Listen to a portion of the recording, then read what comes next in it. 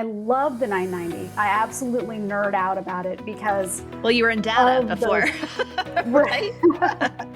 because of those revisions, the IRS added so much information to that I can find out so much about a potential grantee of a client or a potential client or an active client.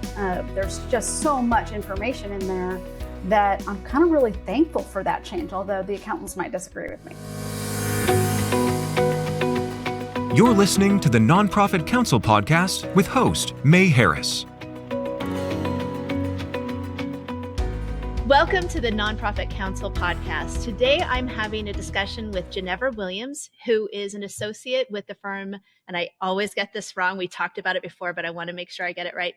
Danica Mendraigal Law. Correct? I got it right. Correct. Yes. Mendraigal Law. Yeah. Mendraigal Law down in Texas. So welcome to the Nonprofit Counsel Podcast, Genevra. How are you doing today? I'm great. Thanks so much for having me, May. Great. Well, why don't we start by you telling us a little bit about how you got into practicing this niche practice representing nonprofit tax-exempt organizations in Texas? Sure. You're right. It is a niche. But I think like so many lawyers in all sorts of industries, sometimes it just kind of finds you. You fall into it a little bit by accident. I am a career change attorney. I had a career in data modeling and like lead generation before deciding to become a lawyer. And it was around this time, my husband and I both actually, we got bored with the corporate track and we decided to go to law school, which was like a massive overcorrection. And we went to law school. We had our first kid in law school. And you stayed married through law school. That's awesome. Miraculously. We just celebrated 20 years. So, oh, congratulations. Yeah. Thanks. Thank you.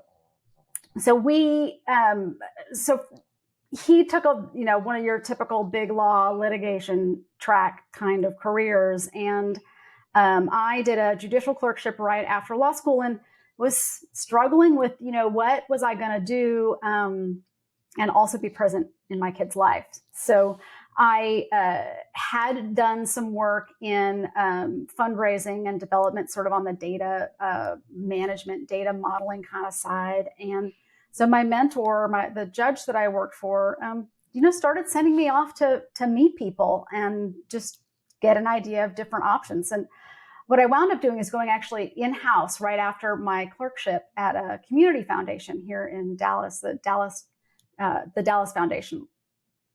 And I did that for a few years. And one of the real reasons why I wanted to become a lawyer and why I sought that out was because I wanted to continue to learn. And there's just, an endless, once you think you've got it all figured out, the law changes, right? I mean, you probably know that. So yes. I went into private practice kind of for the same reason. I had gotten my organization to a great place and I just felt like I wanted to learn new stuff. So I went into private practice and I haven't ever looked back. Right. So you know this, and I hope our listeners know this. All tax exempt organizations are nonprofit, but not all nonprofits are tax exempt. In order to get that status, of course, you have to apply for it with the Internal Revenue Service. And that's done through the Form 1023 or the 1024, depending upon what section of the IRS code you qualify for exemption. And then once you have it, now you have tax reporting, right? Right. So let's go over that because that has changed. You mentioned, this is the practice of law. It's not I'm an expert and everything changes. Right. Exactly. Right. So when I first started, small organizations didn't have to file anything. If you were under a certain amount, you didn't have to file anything. And then, gosh, I should know the date because it was like crazy. But the IRS, basically said, no, even the small ones have to submit tax filings. So were you practicing about that time when that happened? No, I started my legal career in 2010 and that small organizations not needing to file, that was not on my radar, right? I went out right of the frying into pan into the fire. Right. Into complex situations real fast. Right. And then there was a huge revision of the Form 990, which is the version of the tax reporting. So you were probably part of that as well. Yes. And I'll tell you what I love the 990. I absolutely nerd out about it because you were in data before, right? because of those revisions, the IRS added so much information to that I can find out so much about a potential grantee of a client or a potential client or an active client. There's just so much information in there that I'm kind of really thankful for that change, although the accountants might disagree with me. I'm actually thankful for it as well. I do question from a legal perspective where they got their statutory, power to do that. But regardless, I do like, the governance questions. And right off the bat, I think people need to remember that these are public documents. The only piece of the 990 that is not publicly available is the Schedule B, the donor disclosure. There was a Supreme Court case about that, even disclosing it to the Attorney General of California. But everything else is publicly available. So when you're evaluating an organization as a grantee, for example, what are some of the things that you look at the 990 that's going to inform you about that organization? Well, I start with page 1, which is, where anybody would start, but it's a nice summary. And I look at the contributions they have coming in, the grants or the money that they're sending out. But I also look down into some of the more governance related questions, like the number of independent directors. I'm usually interested in that. I'm real interested in the programmatic descriptions where they describe what their kind of top 3, top 4 program areas are and what their accomplishments are.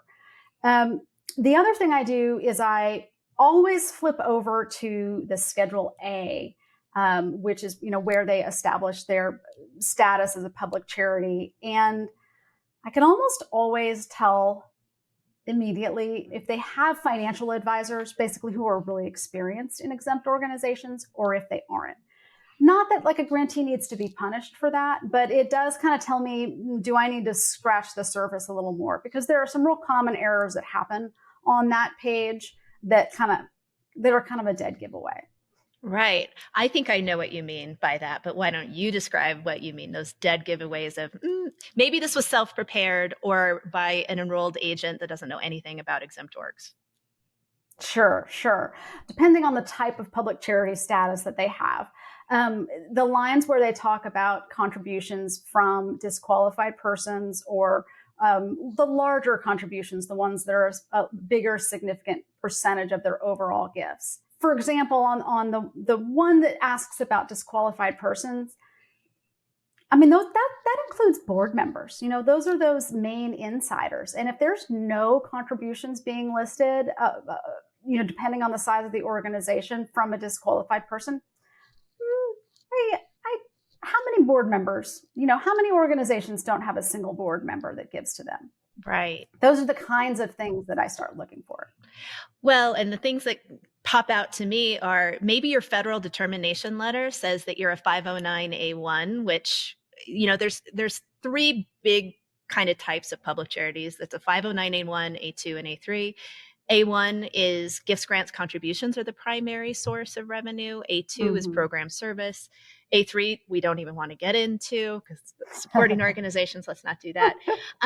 But you have to make sure that they match because there's 2 versions of the Schedule A. There's the Schedule A for the publicly supported through gifts, grants, and contributions. And then there's the other one about program service. And you'd be surprised how many times the Schedule A is done incorrectly because whoever was preparing it didn't actually look at the determination letter. You're exactly right. And I've even sometime in the last couple of years, I had a client who they were checking the box to be a 509A3 to a supporting organization, and they weren't. They weren't. Right. So that meant going back and amending, several years of returns because that meant they weren't doing all sorts of disclosures on their 990. So Well, and there's if the a wealth of IRS, information. right, and if the IRS was actually paying attention, you'd probably get a call from an examiner or some correspondence. Or if they had more funding, but they don't. They don't. Right. So thinking that you might get caught by the IRS and just gently counsel to change it, probably not, unless it's a not so gentle audit. No, and the thing I like for clients and anybody who might receive a grant, right, from a private foundation, another public charity, even individuals, I feel like this generation of philanthropists, they're savvy. They look at these kinds of things. You don't know what opportunities you're missing out on because your one big public facing document that has all that nitty gritty financials has obvious errors. You don't know about me who told my client, maybe this isn't the right fit. Right. So, right. Well, the other schedule that I like to look at, since we're talking about favorite schedules, is the Schedule I love it. O. The Schedule O. And, there's things in there about who reviews this. Does your board actually take a look? Do you make any other documents publicly available? And then a lot of overflow if you've put too much in those program service accomplishments, right? Which I try not to, because again, like Genevra mentioned, that page 1 is prime real estate. You want to make sure that summary is really powerful. People are looking at that. Funders are looking at that. Donors are looking at that. But when you're actually going in to describe your program service accomplishments, you can go additionally down into Schedule O and really tell a story. The IRS isn't going to ding you for it. And it could make a difference for funders. Do you agree? I do. And, because you brought up Schedule O, one of the, I think, governance related tells, let's say, that I keep an eye out for is, that question where they say, what's the approval process for the 990? And, when the answer is, our CFO reviews it and files it, I'm not happy. No, if that's my client, if it's a new client, that's the first conversation, one of the first conversations I have, because the board should be reviewing that. They should be at least having an opportunity to review it before they file.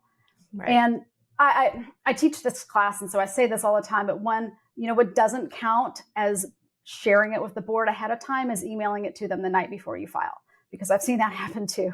And that's a real So have I. But at least you're not going to get in trouble on your 990 for that. But that is definitely not best practice. Exactly. Not only should your board have a chance to review it, but you mentioned they should have not only a chance, but I also think they have an obligation to inquire, to ask questions. 100%. To avoid being a bobblehead board is what I always call it. Yeah, right. Yeah. So for all the board members listening, ask for it. Sometimes when you're a bigger organization and you have staff, you do the best you can. You can only lead the horse to water. You can't make it drink. But for the board members who are listening to this podcast, man, you should read that document. You should know what's in it.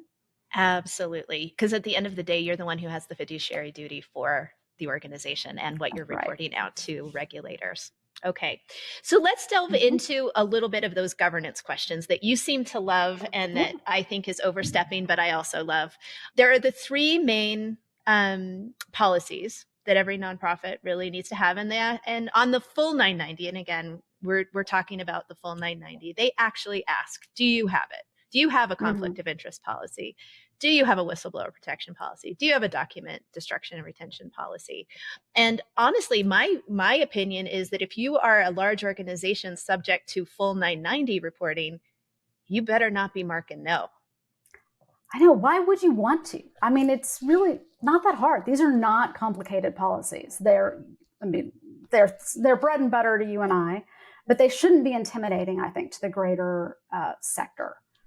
Absolutely. I mean, the document retention and destruction policy provides guidance. How long do I have to keep this box that I inherited from the last secretary? The information would be in that policy and procedure. And then for conflict of interest, I mean, there's so much confusion over how to properly address a potential conflict of interest that having a policy that everyone understands and annual disclosure of potential conflicts is critical.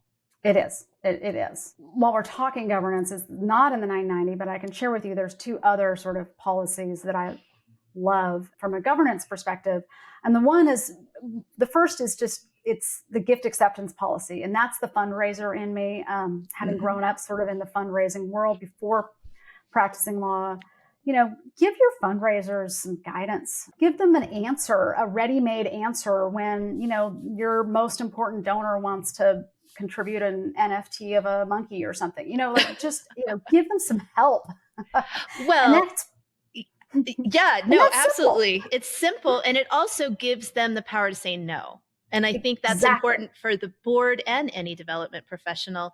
You do not want to be accepting a gift that's going to take you off your mission, take you off your purpose, or promise to do some kind of program that is and all the money is restricted to that program and right. nothing else. So I couldn't agree with you more. A gift acceptance policy is key. The other one I'll just mention that I think is frequently overlooked is an accountable reimbursement policy, or some sort of policy that ensures that you're complying with the accountable plan rules regarding reimbursing employees for expenses and volunteers. Honestly, those rules are overlooked. They're relatively easy to follow, but we want to have a company-wide policy that makes sure that our reimbursements aren't sort of tipping over into maybe wages that we should be withholding taxes on. That can snowball into excess benefit problems real quick, and we don't want to do that. Exactly. And all of these policies, this one especially, needs to be reviewed on an annual basis to make sure that it is still correct, because the IRS changes the rates. That's right. That's right. They do. Yeah, for sure.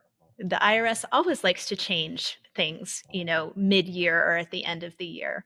So we're talking and having this discussion at the beginning of December. So, we're looking at, you've got one more month to wrap up your, development, your fundraising. And I also think it's best practice to do a little bit of a fine tune on your financials and your policies in December, so that when you're doing your tax reporting next time, you can say, oh, yep, we had that policy. Do your if you're missing any of the policies we've talked about, well, let's get it done in the next 30 days, right? Before the end of the year. I mean, if you miss it in December and you're doing it in January, that's still great. It's better to have it. Right. But if you have the opportunity to do it in this tax reporting year, then I think that's time well spent. Yes. Yeah. Exactly. Sure. Okay, so just a couple more things about the 990. We've kind of focused specifically on a full 990. Now there's 4 different versions plus the 990T, which I'm not even going to get into. So we've got the 990N, which is for small organizations, typically on average, using a 3-year average, under 50,000. It's also known as the e-postcard, right? Right. Yep. And I basically... It used to be a physical postcard, right? That's my understanding. Yes, it did. The thing that I think is so funny, it's basically you just raising your hand in front of the IRS saying, yep, we're still here. We're still here. There's no information on financials or anything else. But one thing I want to see if you've experienced in your practice is I'll have a client who had to file, just had to do the N for the last 6 or 7 years. And then all of a sudden they get bumped up and now have to file an EZ or a full 990, and they really haven't kept track of their revenue and expenses. Yeah. And when they get bumped up, they're going to have to do that Schedule A we talked about, right? Which has a 5-year look back. So is there any kind of tips or tricks that you recommend to your clients at the 990N level to get them prepped for when they have to do something else? That's a great point. So I do leave sort of the financial accounting, QuickBooks stuff to the accountants, because there's a reason I didn't go to, there's a reason I'm not a CPA. But the area that I actually tell all small clients that, fill out that Schedule A, fill that out internally every year, because recently I have had a rash of organizations that are going to flip over into that reporting level. And they don't have any idea whether they still meet the public support test, right? So whether they still qualify as a public charity, or B, once we kind of figure it all out, we find out they don't, and they've got to radically change their activities and their fundraising style so that they don't fail that test 2 years in a row and then lose their public charity status. So that's my sort of number one advice. The other piece, and this is a little bit of an extreme opinion, so I haven't decided if I'm going to adopt it as my own yet, but I have heard from other grantors, financial advisors, that advise their private foundations on grantees.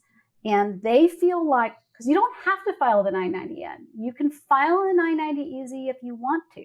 And they feel like if you don't take the time to file the full thing, even though you don't have to, you are maybe not paying close enough attention to your books.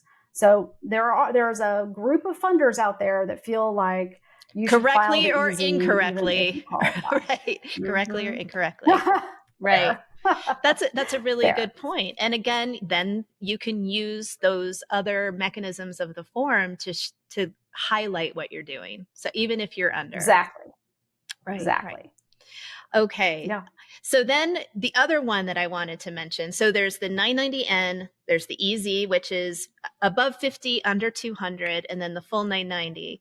And then there's something called the 990 PF, which I like to avoid like the plague, but I've got a few clients that I assist with those. But one thing that I think, especially new organizations that perhaps self-filed their 1023, sometimes they check the wrong box. Yeah. And they say that they're a private foundation because they just think charities are foundations. Well, the IRS takes them at that, which I think is unfortunate. And then they'll go to try to file their 990N, and it'll get rejected because even a teeny tiny little private foundation has to do the 990 PF. So there is a mechanism to convert, of course, from a private foundation to a public charity. If you catch it soon enough, I've had luck with just corresponding with the IRS and getting them to change it. Yes. On 1023 EZs recently, which I think are, since we've moved to electronic filing and the clients are doing them themselves, it seems to be very prone to checking the wrong box and winding up a private foundation. Yes. And I have had limited success just sort of pleading for a change. Yes. Right. And when I say limited, and you probably, you have to find it out pretty quickly within the same reporting year. Inadvertent and for sure. Same reporting year. You let that reporting year kind of go, and then you're in this massive miscellaneous determination purgatory, which is what I call it, because you basically have to submit another application to the IRS saying, we're going to switch from a private foundation to a public charity. And there's a 5-year tolling. They'll say, yeah, sure, go ahead. But you still have to do 990 PFs for 5 years. And then you have to do another miscellaneous determination to show that you're publicly supported. So it is a 5-year purgatory if that happens. So this is another thing. If you are relatively new and you're listening to this podcast and you look at your federal determination letter and you see that you were incorrectly classified as a private foundation, you should be calling Genevra or me before the end of the year or someone, so we could try to get that rectified before the end of the tax year, if at all possible. That's right. And I would also say, go look at your 1023 and see what you actually checked, because there are data entry errors sometimes. So that may be something you can self-help solve if your 1023 checked the right box. But if not, no, you're probably going to need counsel. Yeah, absolutely. Well, is there anything else that you would like to share with our audience today, Genevra? Well, since we're talking about 990s, I want to take just a second to talk about churches and other religious organizations. Oh, good point. Because they're not, required to file a 990, but I think some religious organizations don't realize that if they have unrelated business taxable income, they are required to file a 990T. They think that because they don't have to file the 990, that applies to all types of 990s, and that's really just not the case.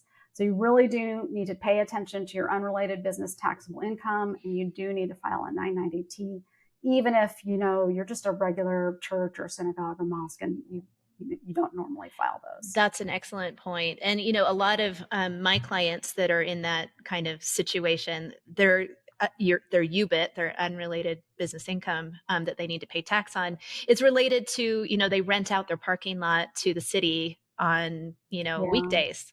That's unrelated business income. It's good income. And I never say turn down income, but you do have to account for it correctly. So that's a very good point. Right. For sure. Okay. Well, thank you, Genevra, so much for being on the Nonprofit Council podcast. I really, truly appreciate it. You're welcome, May. It's been an honor. I'm happy to talk to you like this. It's been very fun. Awesome.